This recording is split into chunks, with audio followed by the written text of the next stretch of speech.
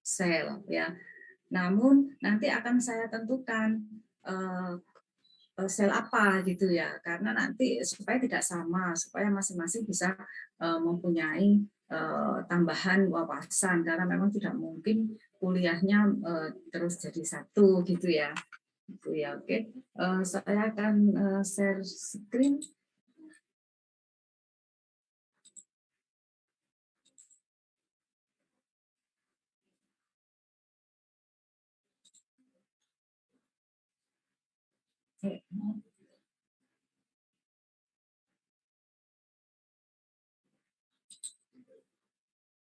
PowerPoint saya sudah kelihatan? Sudah terlihat, Bu. Sudah terlihat ya, dan saya ini melanjutkan yang lalu yang telah kita gunakan untuk kuis juga gitu ya. Jadi hari ini adalah melanjutkan membahas tentang media. Jadi kalau untuk kultur tanaman dan kultur hewan tentunya ada beberapa perbedaan meskipun sebenarnya memiliki inti yang sama ya di dalam metabolismenya. Ada beberapa, artinya begini, sama itu apa, sama-sama memerlukan media, memerlukan nutrisi, memerlukan lingkungan yang sesuai dengan di mana dia hidup gitu ya. Nah, apa saja yang diperlukan untuk kultur, pastinya adalah sumber energi, kemudian ada kofaktor, vitamin, nah semuanya itu adalah faktor-faktor yang diperlukan sel, baik secara in vivo maupun in vitro, untuk mereka bisa tumbuh dengan baik, ya, untuk bisa tumbuh dengan baik. Ion, amino, vitamin, kofaktor, untuk apa? Untuk membantu kelancaran metabolisme. Kemudian antibiotik, ya saya kira minggu yang lalu sudah kita bahas. Lalu yang sering digunakan, sering ditambahkan adalah serum, di mana di dalam serum itu banyak sekali growth factor, ya, banyak sekali growth factor yang membantu untuk meningkatkan pertumbuhan dari sel. Lalu terkadang orang menambahkan insulin. Nah, insulin ini gunanya adalah untuk membantu glukosa masuk ke dalam sel, seperti kalau secara in vivo ya, secara in vivo itu insulin sangat diperlukan untuk membantu pertumbuhan dari sel. Nah, lalu beberapa waktu yang lalu juga sudah kita pelajari bersama bahwa untuk bisa sel itu tumbuh, maka dia akan mengikuti kebiasaannya ketika dia berada di dalam tubuh. Ya. Nah, beberapa sel yang dia merupakan membentuk jaringan yang berikatan satu dengan yang lain, misalnya, maka ketika dia dikulturkan, dia juga memerlukan kondisi berikatan dengan yang lain. Nah, untuk itu maka culture dish yang digunakan atau tempat kultur yang digunakan harus dilengkapi dengan kondisi itu, atau di coating namanya, di coating, dilapisi ya. Kalau culture dish itu tidak memiliki lapisan, tetapi beberapa culture dish sudah dilengkapi dengan lapisan. Nah, kalau tidak, maka kita harus menambahkan lapisan itu. Misalkan dengan kolagen, dengan gelatin, dan sebagainya. Ya, jadi dibuat bermuatan positif karena sel bermuatan negatif, supaya dia berikatan dan bisa melakukan proliferasi sel. Nah, saya kira kemudian selain itu kita harus memperhatikan, jadi di dalam pertumbuhan sel, kita harus memperhatikan jumlah sel yang kita kulturkan. Saya kira minggu yang lalu juga sudah kita singgung ya. Gitu. Jadi seperti kalau misalkan ini T25, artinya permukaan pertumbuhan sel adalah 25 cm persegi, berarti volume yang kita tambahkan tidak boleh lebih dari ketentuan. Karena apa? Untuk menyediakan oksigen terlarut di dalam media tersebut. Kemudian jumlah sel harus tertentu. Nah, ini saya kira perlu diperhatikan, karena ini sudah menjadi standar ya.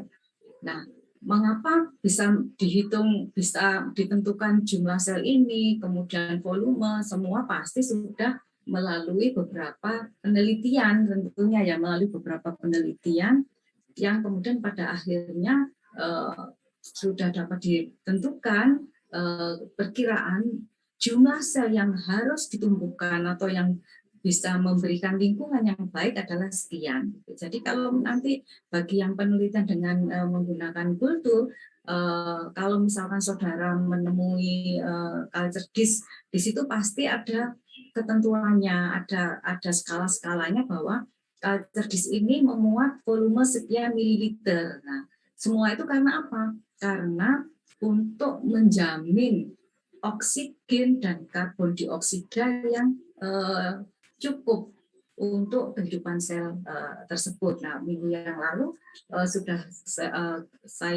sudah kita diskusikan bahwa ada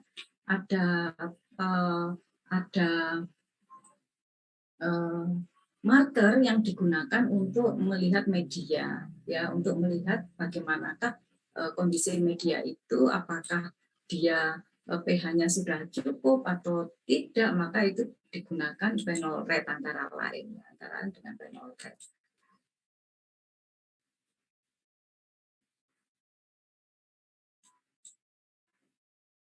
Nah, ini ya, jadi ini kalau menggunakan culture flash namanya, ini culture flash bentuk seperti ini namanya adalah culture flash, dan kita harus mengikuti beberapa ketentuan ini apabila kita ingin mendapatkan kondisi media yang kondisi pertumbuhan sel yang baik. Ya.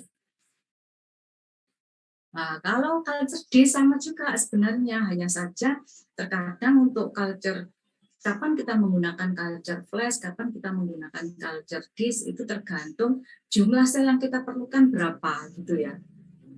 Misalkan kalau untuk kultur oosit begitu, nah tentunya tidak menggunakan culture flash, tetapi kita menggunakan culture disk, terutama yang well kecil-kecil itu. Untuk luas permukaannya atau untuk membuat supaya sel itu attach ke sana adalah sama.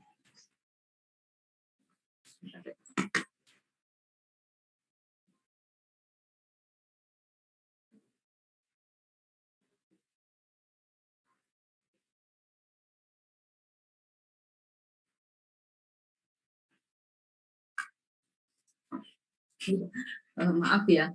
Oke, ya dari situ ya mungkin kalau saudara ada yang sudah membaca PowerPoint ini, mungkin ada yang ditanyakan.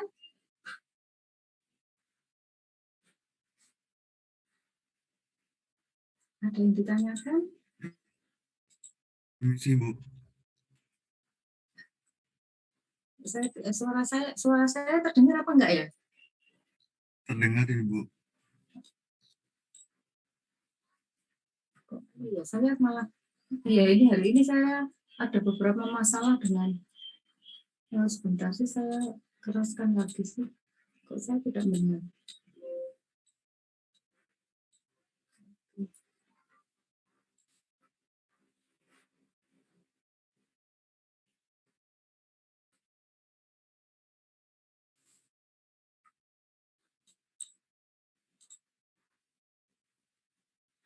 Ada yang ditanyakan? Permisi, Bu. Ya. Iya, Bu. Apakah suara saya masuk, Bu? Ya? Apakah suara saya jelas? Oh, jelas ya. Iya, Bu. Saya Dimas, Bu, dari kelas biologi C. Izin bertanya, Bu. Iya. Sebelumnya kan sudah dijelaskan bahwa dalam penggunaan antibiotik untuk ditambahkan ke media kultur itu tidak boleh terlalu sering karena dapat menyebabkan resistensi antibiotik pada bakteri. Dan yang saya ingin tanyakan, lantas kapan atau saat kondisi seperti apa kita harus tahu apakah harus memakai antibiotik atau tidak untuk ditambahkan ke media seperti itu, Bu? Ya, jadi begini, ketika kita terkadang kan begini, kita menggunakan sel itu beberapa kali kita subculture ya. Jadi kita punya stok sel. Nah, stok sel itu biasanya bisa kita beli, ya kita bisa membeli sel. Sel itu bisa kita beli dalam bentuk freeze begitu, dari dalam bentuk beku. Kemudian kita subkulturkan.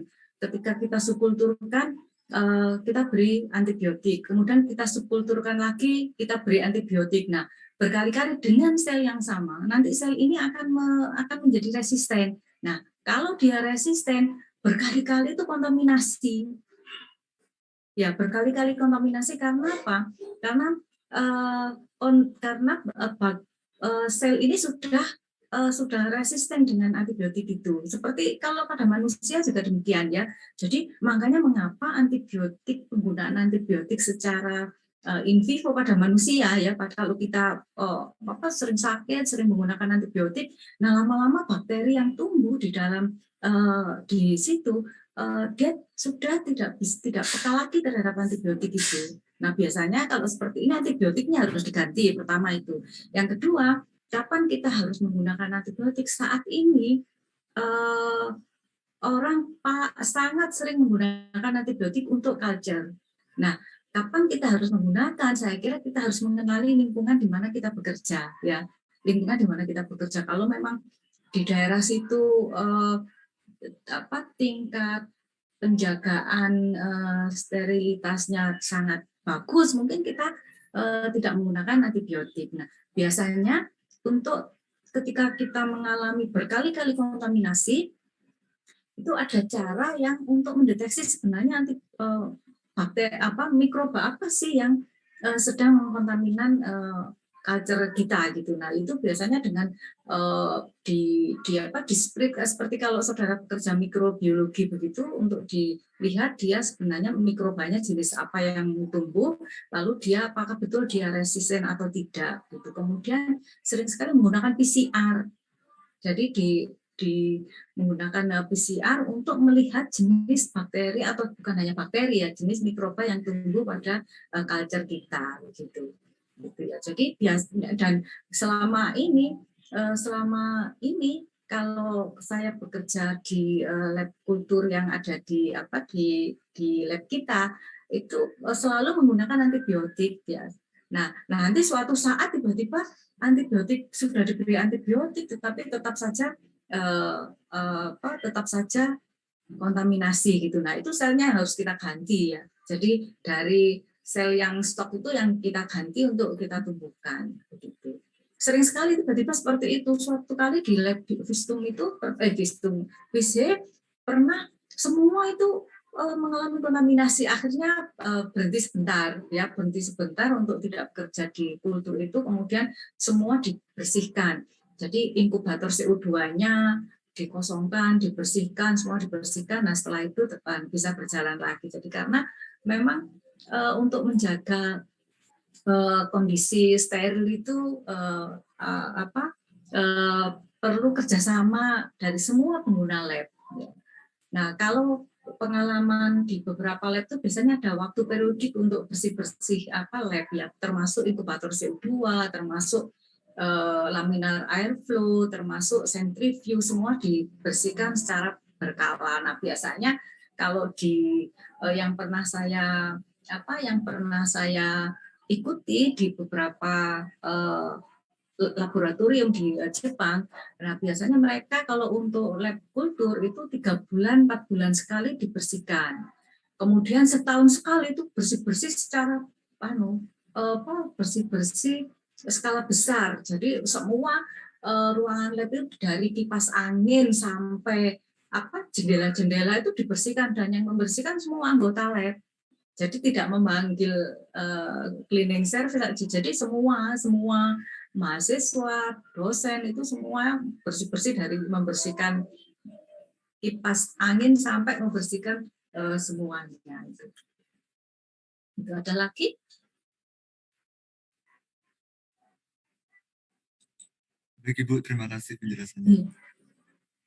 Ya oke ya, saya kira untuk culture tempat di mana sel itu harus ditumbuhkan dan apa saja yang harus diperhatikan, harus kita siapkan, saya kira seperti itu ya. Nah sekarang ini sudah banyak perusahaan yang menjual seperti coating culture dish yang sudah di coating, sekali pakai sudah tidak dibuang, itu sudah banyak, sehingga lebih memudahkan kita bekerja. Namun kalau nanti ada yang PKL di Puswetma, kalau misalkan saudara mendapatkan bagian untuk perawatan sel, nah tentunya saudara akan melihat bagaimana kalau culture itu skala besar ya, skala besar pasti akan berbeda dengan kalau kita untuk skala laboratorium.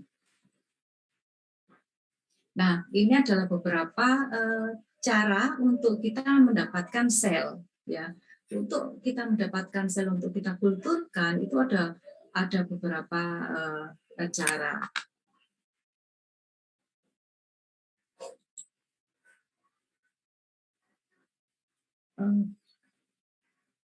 Sebentar ya, sebentar.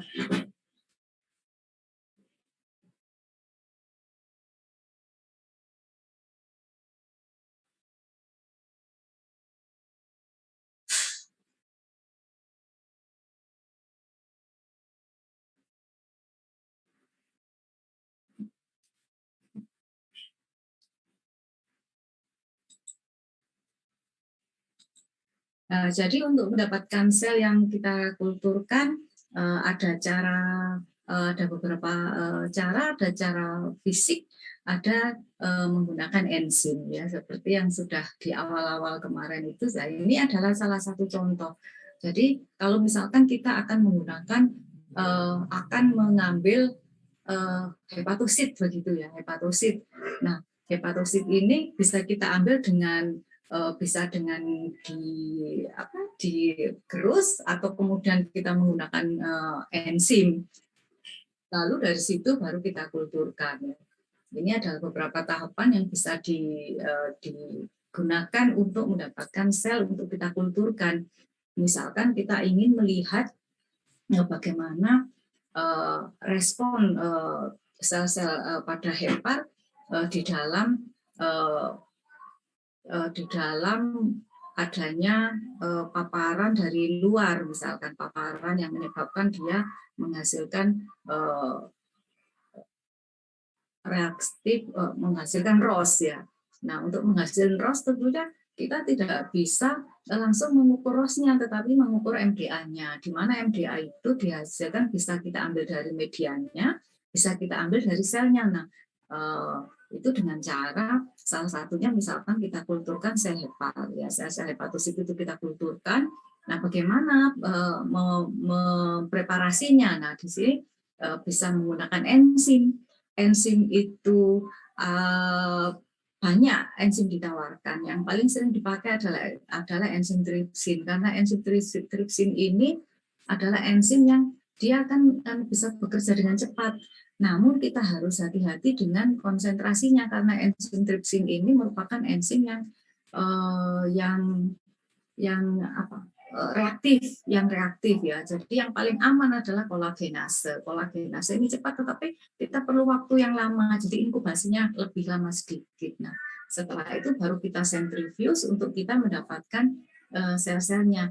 Nah, terkadang sentrifusnya bisa dengan sentrifus biasa, bisa juga dengan menggunakan perpol. Jadi pada tabung di mana kita akan mengkulturkan itu kita beri perpol, di mana perpol ini bisa memisahkan antara sel-sel berdasarkan ukurannya, ya karena dia bisa membentuk pori ketika kita tambahkan. Nah, kalau di lab kita yang paling sering digunakan untuk mengisolasi ini bisa dengan fisik, yaitu digerus. Tetapi tentunya digerusnya tidak boleh terlalu kuat supaya sel-selnya tidak mengalami kerusakan. Lalu di centrifuge. Nah, di centrifuge baru nanti bisa dipisahkan. Itu salah satu cara. Kemudian cara yang lain, nah ini adalah salah satu contoh misalkan akan mengkultur jaringan ikan gitu ya. Ini dari potongan baik dari mungkin dari bagian perut atau bagian kepala dan sebagainya. Yang penting di sana ada sel-selnya karena bisa insang dan sebagainya, karena semua ada mereka memiliki sel yang hidup ketika akan kalau dia kita pisahkan gitu. Nah, ketika kita atau melakukan preparasi pada individu atau pada individu yang tempat hidupnya tidak sama, atau kita harus memperhatikan tempat hidupnya. Misalkan ikan begitu ya kan, kita tahu ikan hidupnya di air yang yang terbuka begitu ya, sehingga kemungkinan dia terkontaminasi adalah sangat besar bagian luarnya. Nah, untuk itu perlu dengan sebelum kita bedah perlu diberi antiseptik, yaitu misalkan diusap dengan alkohol 70% dan sebagainya untuk menghindari kontaminasi atau kontaminan yang ada di permukaan tubuhnya. Nah, dari situ kemudian kita bisa mendapatkan potongan-potongan jaringan, lalu bisa kita tripsin apabila kita menghendaki selnya untuk kita kulturkan. Tetapi kalau kita menghendaki jaringannya, maka selnya tidak perlu kita menggunakan tripsin, ya kita bisa menggunakan potongan-potongan jaringan itu. Itu beberapa cara yang untuk kita mendapatkan jaringan.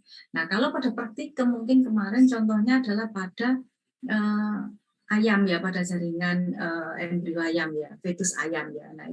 Nah, ketika potongan-potongan jaringan itu kita tumbuhkan, kemudian permukaan selnya dia akan membentuk sel-sel, membentuk ikatan sel-sel yang disebut dengan pertumbuhan outgrowth. Kalau kita nanti menginginkan sel itu kita tumbuhkan, maka itu yang harus dipisahkan dengan antara ikatan sel dengan sel yang lainnya, antara sel dengan culture dish-nya, kembali kita memanfaatkan tripsin. Nah, untuk itu mengapa ketika kita melakukan kultur, kemudian tahapan-tahapan itu, kemudian pada akhirnya jumlah sel hidup yang kita dapatkan tidak banyak, ya salah satunya adalah karena perlakuan tripsin tadi, yang menyebabkan sebagian sel yang kita kulturkan itu mengalami kematian. Nah, cara yang lain, jadi banyak sekali cara yang bisa digunakan untuk mendapatkan sel, untuk isolasi sel ketika akan kita kulturkan. Nah, kalau misalkan kita ingin melihat bagaimana pengaruh, atau mungkin tidak hanya pengaruh ya, bagaimana pola sel atau sel behavior ketika ada kondisi hipertensi atau kondisi kolesterol tinggi misalkan, maka kita perlu melihatnya. Kalau itu berhubungan dengan pembuluh darah, maka kita penelitiannya atau pengamatannya biasanya dikaitkan dengan sel endotel, ya, bisa dikaitkan dengan sel endotel. Nah, ini adalah salah satu cara untuk kita mengambil endotel. Nah, ini kebetulan contoh ini adalah sel endotel dari umbilikus, ya, dari umbilikus. Umbilikus itu tali pusat. Nah, ini yang pernah saya lakukan ketika kultur tahun sekitar tahun 2000, umbilikus dari manusia. Jadi setiap hari harus standby media-media itu, karena apabila ada sampel datang harus segera kita preparasi, karena sel-sel itu kan harus dalam keadaan hidup untuk kita kulturkan gitu ya. Apabila kita mendapatkan sampel kemudian tidak segera kita kulturkan, maka dia akan mati. Nah, caranya bagaimana? Ada berbagai macam cara. Ada dengan cara di digestion, atau dengan cara deflasing, ya, dengan cara deflasing. Kalau digestion ini menggunakan enzim, bisa dengan kolagenase, bisa dengan tripsin. Tapi kalau nanti saudara membaca jurnal, sering sekali orang menggunakan kolagenase karena lebih aman, lebih soft dia bekerjanya. Namun harganya lebih mahal, ya, harganya lebih mahal. Jadi memang seperti itu. Biasanya kalau yang bahan-bahan yang harganya murah, dia bekerjanya reaktif sehingga kita memerlukan waktu, memerlukan persiapan. Jadi tergantung kita yang akan kita pilih yang mana. Nah, kalau tripsin biasanya sekitar 0,025% konsentrasi yang diperlukan, dan waktunya tidak boleh terlalu lama. suhu yang diperlukan baik itu kolagenase maupun tripsin adalah sama, yaitu suhu hangat sekitar 35-36 derajat Celcius gitu ya. Suhu itu suhu di mana enzim-enzim itu bekerja dengan baik. Ya. Nah, nanti mungkin tidak hanya UVEC yang diisolasi, misalkan pembuluh darah vena dan sebagainya begitu ya. Namun kalau kita ingin mempelajari sel endotel ya, yang sering sekali digunakan adalah umbilikus, karena mengambilnya kalau pada manusia ini ya, kalau misalkan kita memanfaatkan hewan coba ya tentunya mau vena, mau arteri itu bisa ya. Tetapi kalau pada manusia yang sering digunakan sebagai model adalah pada UVEC, karena apa? Kan sebagian dari UVEC itu dibuang ya. Umbilikus itu kan pasti tidak dipelihara karena sudah selesai bayi lahir, dia sudah tidak digunakan lagi sehingga bisa digunakan untuk beberapa percobaan ya. Nah, kemudian ini yang saya katakan tadi, jadi selain dengan menggunakan enzim, bisa dengan perfusi atau dengan menggunakan flushing tadi. Jadi umbilikus tadi, kalau yang pernah saya lakukan adalah dengan cara perfusi atau dengan cara flushing. Jadi umbilikus yang bentuknya tabung itu salah satu ujungnya diikat itu bisa dengan selopan atau bisa dengan klem ya, diklem lalu salah satu sisi diberi enzim bisa tripsin, bisa kolagenase ya, bisa tripsin, bisa kolagenase. Nah, kemudian ditunggu beberapa saat.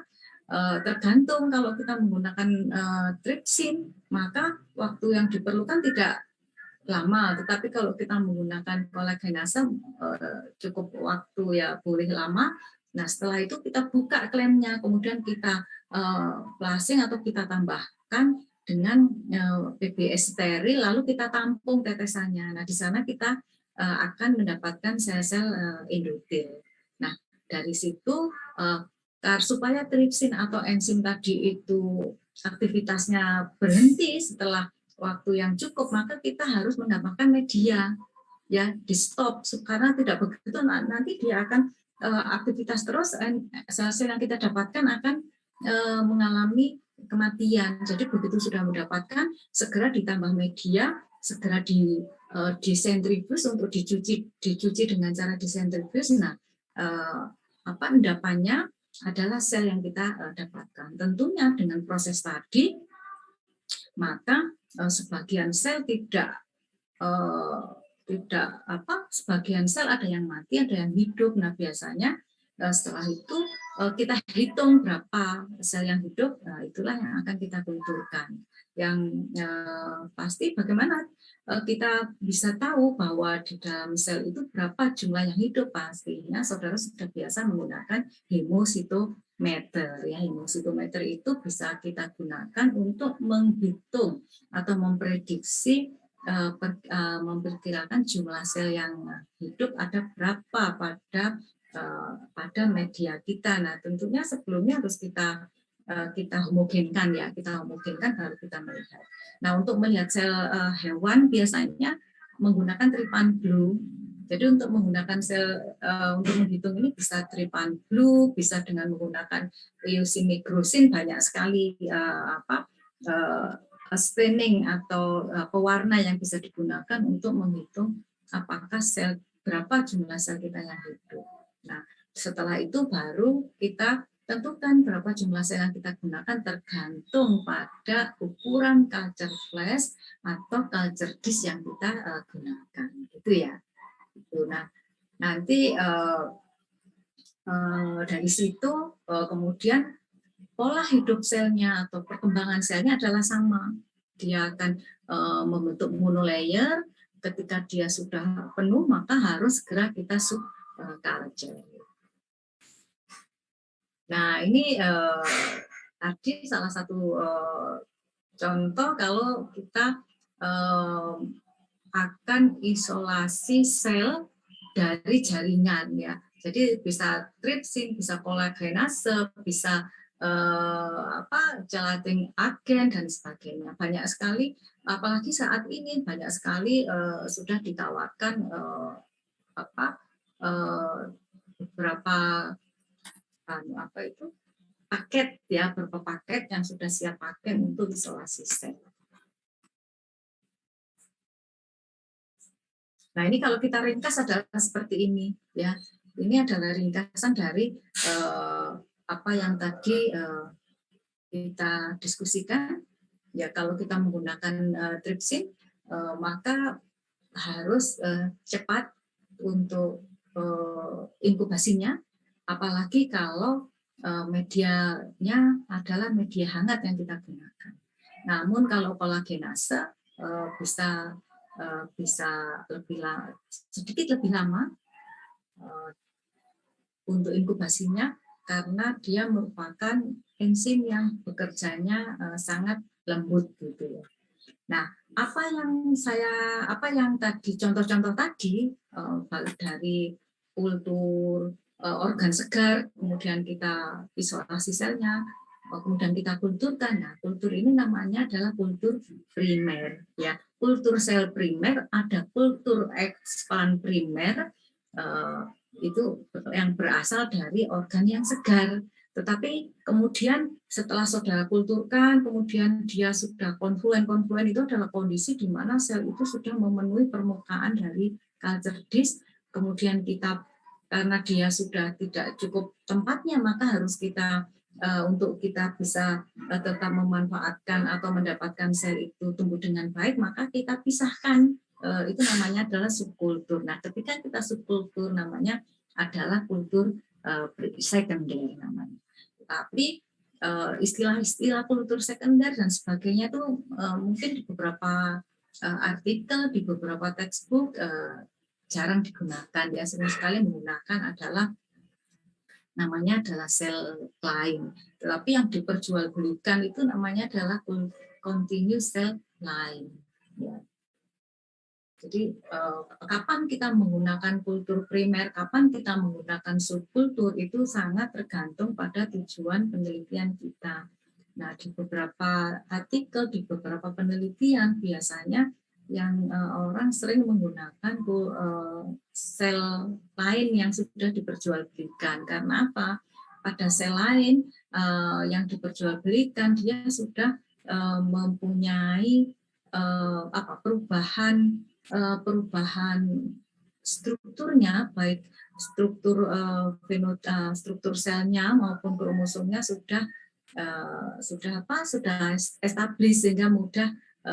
Jadi hasil yang kita dapatkan itu merupakan hasil dari sel yang sudah mantap kehidupannya, gitu ya. Itu seperti itu. Nah, ini kalau kita ringkas, jadi metode pemisahan sel di dalam ketika kita menggunakan ingin mendapatkan sel untuk mendapatkan atau untuk bekerja kultur primer atau untuk mendapatkan kultur primer, bisa dengan mekanik, bisa dengan enzimatis ya, bisa dengan enzimatis. Nah, gelatin agen ini sebenarnya kombinasi antara enzim dengan IgA. Nah, mempunyai, selama ini pengalaman saya, mereka mempunyai itu yang sama, efek yang sama. Jadi enzimatis bisa tripsin, kolagenase, pronase, dan sebagainya. Kemudian mekanik seperti tadi bisa dengan dicacah, bisa dengan di flushing dan sebagainya ya.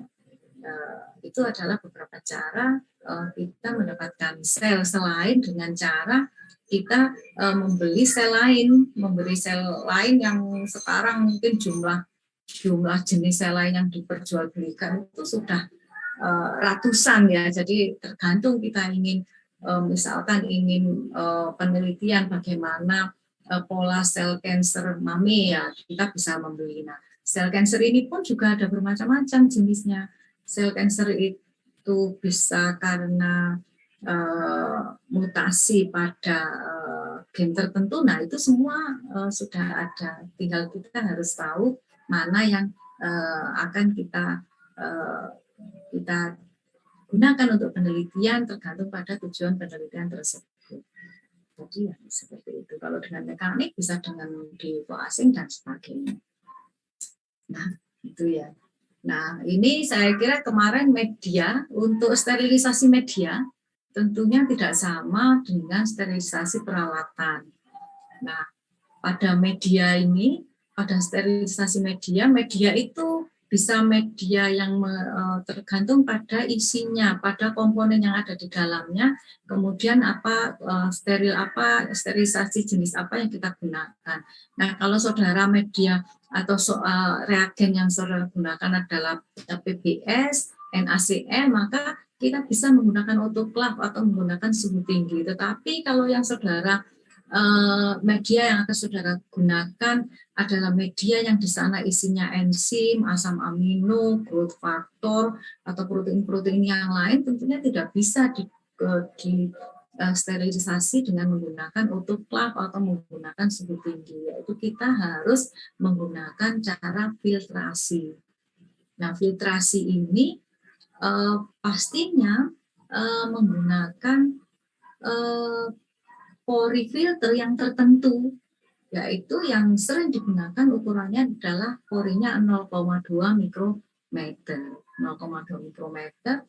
Nah, di situ kemudian difiltrasi di situ. Hasil filtrasinya selama filternya tidak bocor atau aman-aman saja, maka bisa dipastikan bahwa media tersebut sudah steril, terbebas dari mikroorganisme. Ya. Nah, pada gambar ini millipore filter ada bermacam-macam ukurannya. Jadi kita harus melihat ukuran ketika membeli, tidak cukup hanya millipore, tapi harus kita lihat porinya ukurannya berapa. Ada yang 0,2 mikrometer, ada yang 0,45 mikrometer, ada yang 5 mikrometer. Nah, millipore ini tentunya tergantung mana yang kita gunakan begitu ya, tergantung pada tingkat steril seperti apa yang kita perlukan. Nah, untuk media adalah yang porinya 0,2 mikrometer. Ya. Nah, ini skala lab dan sekarang sudah ada yang diperjualbelikan yang sekali pakai. Jadi sekali pakai ini sudah satu paket begitu ya. Millipurnya sudah di dalam, sudah steril, jadi saudara tidak perlu sterilisasi holder ataupun millipurnya. Jadi sekali pakai selesai dibuang gitu. Ya, tetapi bisa juga kita menggunakan yang model seperti ini. Kalau ini bisa dibuka, kemudian millipure filternya ditaruh di tengah. Kalau sudah selesai millipure filternya yang kita buang, kemudian holder ini bisa kita pakai lagi, dan itu lebih hemat. Tetapi memang yang lebih aman adalah yang menggunakan sudah siap pakai, karena sudah jaminan sterilnya. Nah, kalau yang pakai holder ini yang terkadang perlu memperhatikan bagaimana memasangnya, kemudian ketika di autoclave itu sudah benar apa tidak posisinya begitu. Nah, kalau di lab kita sudah menggunakan yang ini, yang sekali pakai, yang ini sudah tidak ada, sudah tidak pernah digunakan lagi. Ini adalah yang pernah saya gunakan pada waktu sekitar tahun 2000 ketika belum banyak teman-teman atau Bapak Ibu dosen atau mahasiswa yang penelitian menggunakan kutu. Nah, sekarang adalah menggunakan yang ini, yang sekali pakai, di samping memang dananya sudah banyak tawaran dana-dana penelitian sehingga kita bisa membeli yang lebih yang sekali pakai gitu. Nah, jadi ini dari sekian tahapan yang sudah kita diskusikan, maka keempat tahapan ini adalah yang perlu dilakukan ketika kita bekerja kultur. Ya, jadi desain laboratoriumnya harus bagus, kemudian keterampilan, beberapa peralatan, standar operasi, SOP, standar operating prosedur harus kita lakukan. Ya, itu yang perlu mendapat perhatian ketika kita bekerja kultur. Nah, minggu depan akan diisi Prof. Rifai, di mana nanti akan membahas bagaimana sel apa saja, terus manfaatnya untuk apa, bagaimana menggunakannya. Nah, ini adalah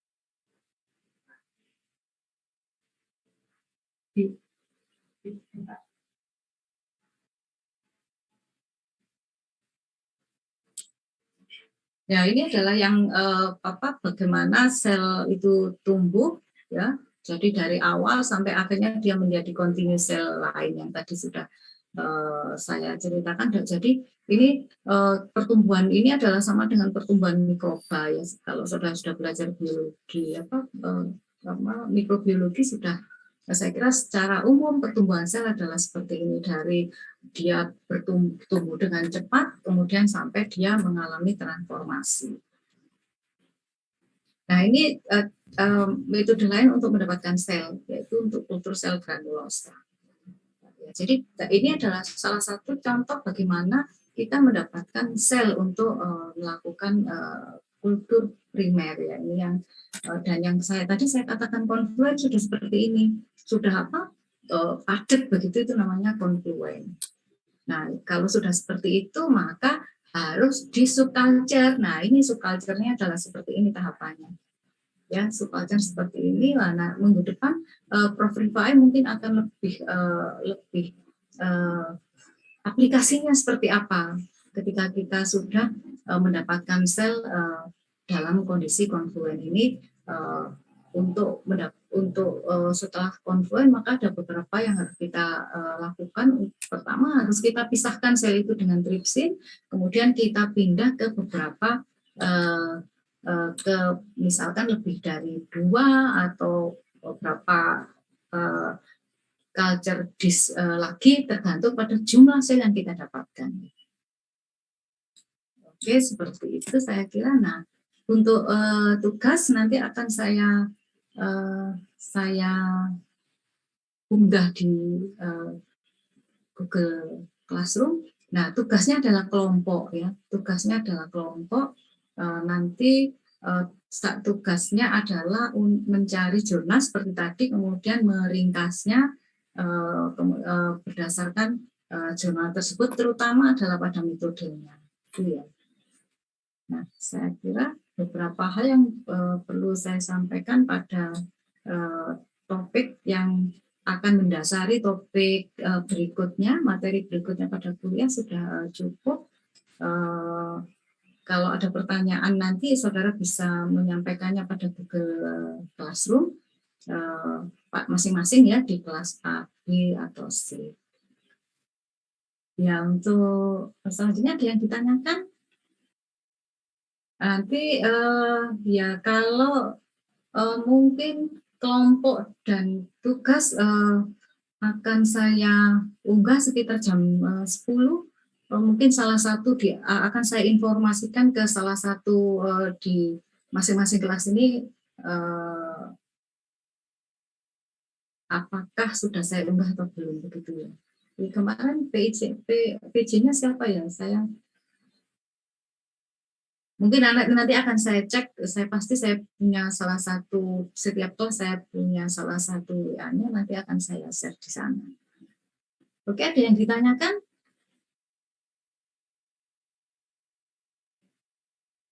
Kalau tidak ada yang ditanyakan, saya kira cukup sekian kuliah kita hari ini. Minggu depan akan diisi oleh Prof. Rifai, ya. Minggu depan akan diisi oleh Prof. Rifai untuk bagaimana untuk mempelajari aplikasi atau penerapan kultur sel di dalam penelitian. Nah, selama ini yang sering digunakan, yang sering dilakukan di lab kita, di lab fisiologi adalah memanfaatkan herbal untuk melihat bagaimana potensinya secara in vitro, ya. Nah, tentunya potensi secara in vitro adalah merupakan konfirmasi atau mendukung penelitian yang secara in vivo.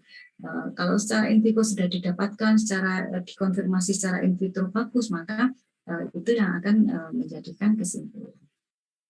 Oke, kalau tidak ada yang ditanyakan, saya kira saya cukupkan kuliah kita hari ini. Jadi nanti kalau misalkan saudara ada pertanyaan, silakan disampaikan di Google Classroom, ya. Oke, semoga 3 kali pertemuan kita bermanfaat. Saya juga akan setelah saya ya nilainya pastinya sudah itu, tetapi saya masih belum melihat berapa mahasiswa yang nilainya kurang untuk kuis maupun untuk UTS, tetapi yang jelas tidak banyak.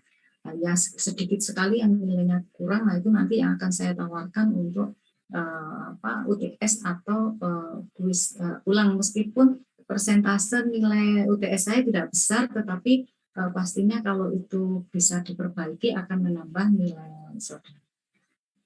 Baik, kalau tidak ada yang ditanyakan, saya kira sampai di sini pertemuan kita. Semoga bermanfaat.